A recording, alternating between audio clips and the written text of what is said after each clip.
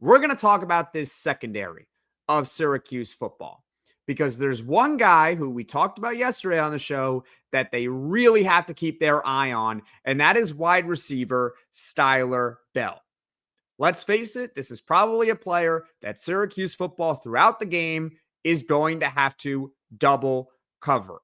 Now, it should be simple enough to do that if Syracuse doesn't have to load the box as much.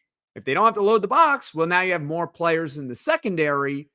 You can help on Skyler Bell. This is why it's so important that Syracuse can challenge UConn up front.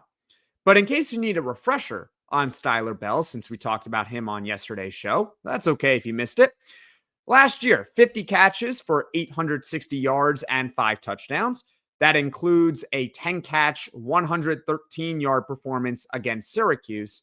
And last week in the season opener for UConn, he had 4 catches for 135 yards and 2 touchdowns, and that included an 80-yard catch-and-run score. If you're Syracuse, the mindset against Skyler Bell has got to be this. Anyone but him has to beat Syracuse. Anyone but him. This is someone who one day could be in the National Football League. Do not be surprised if Skyler Bell is at an NFL training camp 11 months from now, August of 2026. If Chris Parker or Jackson Harper or Juice Vereen, etc., all of UConn's weapons, if they go out and they showcase their talent and they perform and they beat Syracuse, so be it. At that point, you tip your cap and you say, you know what, UConn? You're just better than Syracuse. Okay? But do not let Skyler Bell beat you. That has got to be the mindset. Also, UConn, they like to use Skyler Bell in multiple ways. They'll put him in the slot. They'll put him on the outside. He's also very good after the catch, as demonstrated last week with that 80-yard catch and run. He caught it near the line of scrimmage, and then he just went right down the field against Central Connecticut. It reminds me of a certain matchup that Syracuse had last year, which will bring back painful memories for some, especially if you are a Syracuse fan that's watching or listening to this. So I apologize, but there's a reason why I'm bringing it up, okay? Syracuse, when they played Stanford a year ago, and they had a wide receiver who's now in the National Football League by the name of Alec Iomanner.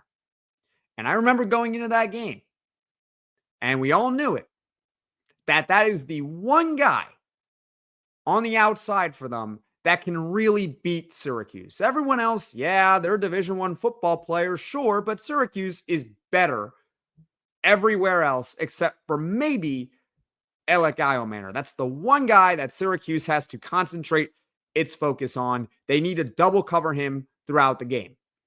Well, that's not necessarily what happened. He caught a touchdown early in that one. It was a spectacular one-hand grab, but guess what? He was single covered on it, and he can make big-time plays. That's why he's in the National Football League.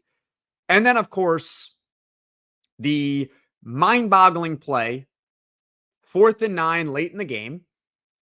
Syracuse rushes 3, they drop 8, and yet Alec Iomanner is still left one-on-one on the outside. The bottom line is this with a guy like Skyler Bell. He is their main weapon on the outside for the UConn Huskies. When Joe Fignano drops back to pass, his first read more often than not is going to be Skyler Bell. And at minimum throughout the game, Skyler Bell has got to be matched up against Syracuse's top cover corner. And take your pick. Is it Demetrius Samuel? Is it Chris Peel? Is it Davian Kerr? Whoever you want it to be, he's got to be matched up against Skyler Bell. But I prefer that Syracuse, as much as possible, that they double cover him throughout the game because he's really, again, the one guy that can truly beat them on the outside.